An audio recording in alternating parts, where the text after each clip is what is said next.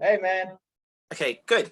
What's Morales from Black Women TV talking to Jarrid, star of the film Indemnity, action-packed, Jason Bourne-like. Talk to me about taking on this role and how much you had to prepare for it. Yeah, well, first of all, thank you, Wilson, for taking the time to, speak to us, and we really appreciate you and your time as well. Yeah, man, it was, what can I say? It was a lot of fun. You put together a group of people and you tell them, hey, man, we got this really badass film. It's called Indemnity and it's an action film. Everybody in South Africa is going to go, I want to be a part of that. So, straight off the back, it was something special for us, as a country. And I'm always going to start with that. It's something that's never been done. We've had elements of action, in various soapies and series and, films that was produced locally.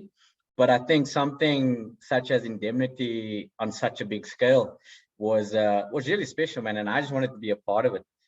So the moment I got told, hey, man, let's make a film, I was on it. Yeah.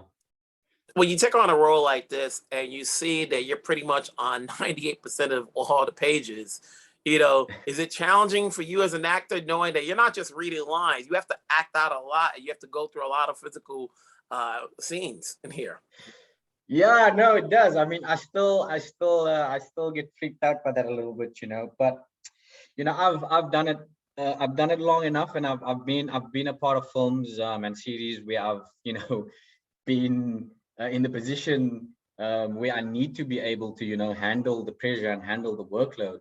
So I mean, if it was my first film, I would be freaking out. Like I would be freaking out at 100%. But luckily, I've had my fair share of being able to carry a film and be the lead and really kind of take on that responsibility as an actor to be able to carry a film. But with this one, it was special because it was 90% me, or but it wasn't a lot of dialogue. There was not a lot of dialogue. There was a lot of other things. There was a lot of action and there was a lot of internal kind of acting, and that was quite interesting for me. So I really wanted to also just to find those moments, the dialogue and that kind of thing. It was, I mean, if you watch the film, and you'll pick up that Theo doesn't really speak that much. It's a lot more internal, and seeing his mind work, and he's always thinking and trying to piece things together.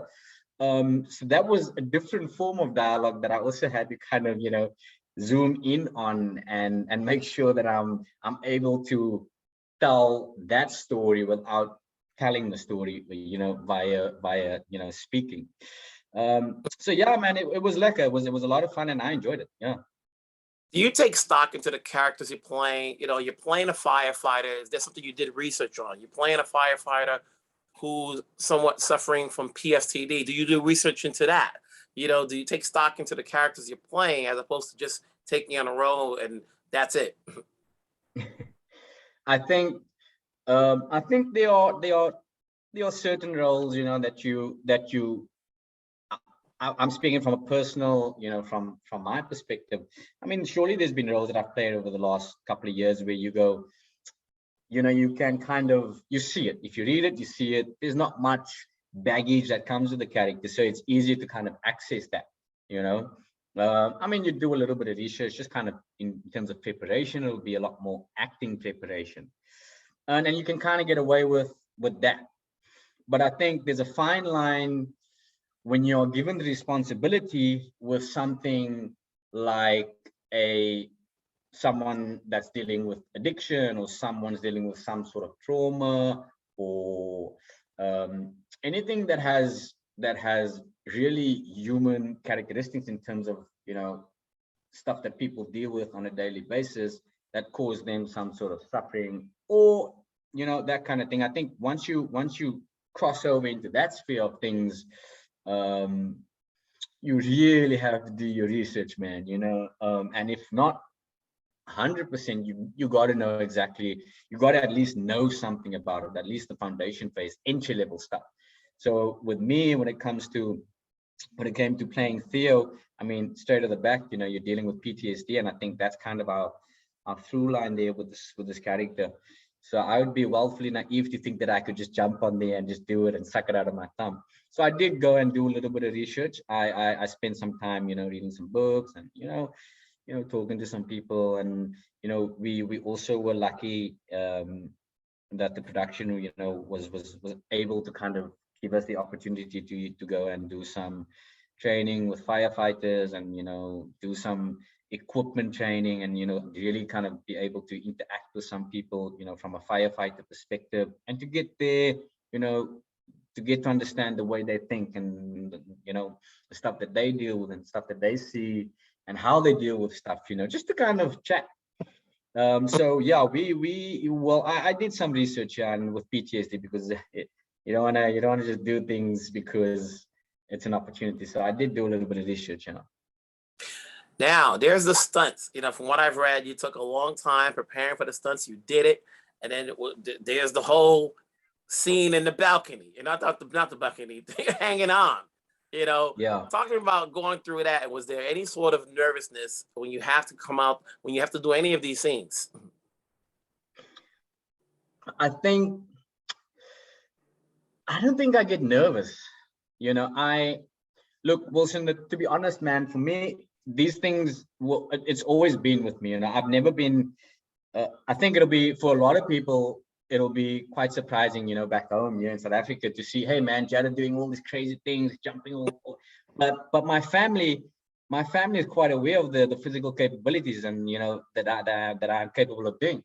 I have a long history with this, growing up with various sports and various forms of, like, agility and, gymnastics and trapeze flying. So I've got a very strong physical background. I knew I was always capable of doing something, but you never really know until you are given that opportunity to be able to explore. And in a moment like with Indemnity, there were things in here like hanging out of a 21-story building that I never knew I am mentally and physically able to do. I might have known that I'm somewhat physically able to do it, but I think mentally I didn't know I was able to do it. So it was only once I was put in a position on and having having the pressure of being part of a film like this, where you go, it's either you do it or you don't do it. And obviously there is the options of, we have a stunt double and we can, have someone do it for you and all those things. But I think there was never fear, because the moment I signed on to do this film, I think for me, it was very important to be able to explore this new side of Jarrid, the actor. And I think that was a personal challenge I wanted to set for myself, was to put myself and my body in a position and see how the human body deals with those positions. And I think that was quite interesting for me as well, was without anybody knowing, I was almost challenging myself, putting my body in such uncomfortable positions and see what that does to me while actually having to still perform. And it was very interesting. I mean, there were moments where I could feel my tummy turning, while I was doing the training and the rehearsals, out of the window doing it, and the drop down and all of those things. But I think once I cracked that seal, it became fun. It was like taking a ride at the park. It was really cool. I found it quite thrilling, actually. So I enjoyed it more than feeling fear or anxiety. And I think that was me also just maybe saying, hey man, look, I gotta put on my big boy pants. So I think by the end of it, man, I was just hanging out there, during in between takes, just hanging out there, having fun, smiling, looking at everybody. So there was no fear. There was a little bit of nerves and anxiousness, but they lasted for a couple of seconds, man, and then it's done. Yeah. Now, this is Travis' first directorial debut, but he's done other projects before. How was working with him, knowing this is a big task he's doing for his first big film? And is there anything you took out of his direction that for you as an actor, you can bring on to something else you do later on? Yeah, I'm so happy for Travis, man. I'm so happy for Travis. I'm so happy for Gambit Films as a production. And I have so much love and respect for the company, man. I've had the privilege of working with someone that is part of their company on a different film, and he directed the film, and so I've always had a really strong love and appreciation and respect for what these guys do. And Travis was no exception, man. He was absolutely fabulous. The guy's a genius, man. You know, I'm really proud of him. I think the one thing that really stood out for me, you know, throughout the process of working with the duration of working with Travis was he, and I think it's a theme at, you know, everybody at Gambit Films, all the directors at Gambit Films, they have this interesting thing of just being able to stay on like one, you know, wavelength. Even when things seem to be falling apart and things are a little crazy, you know, if you have been on a set before, you know, things can always go south, and then you know, people scramble a little bit, and okay, you need to kind of, you know, figure things out on the day and in the moment. And it was really important for me to, I think for me, it was nice to be able to step back and then just watch everything kind of unfold and watch your leader, how your leader deals with